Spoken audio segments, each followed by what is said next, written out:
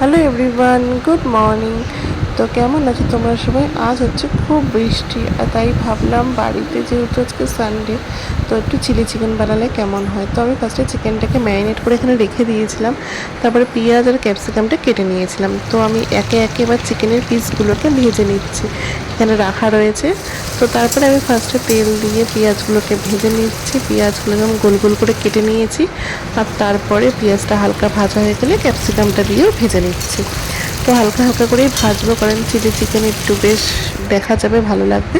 তো তারপর soya sauce, tomato sauce দিয়ে পুরোটা টস করে নিয়ে চিকেনগুলো দিয়ে ভালো করে পুরোটা মাখিয়ে নিলাম।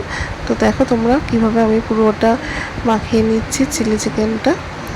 তো এই যে আমি এটা কিন্তু পুরো ড্রাই চিলি চিকেন এখন হয়ে গেল। তো এরপর জল দিয়ে দিলেই হয়ে যাবে। তো এই যে আমার চিলি চিকেন রেডি। তো কেমন লাগলো তোমরা অবশ্যই কিন্তু জানিও।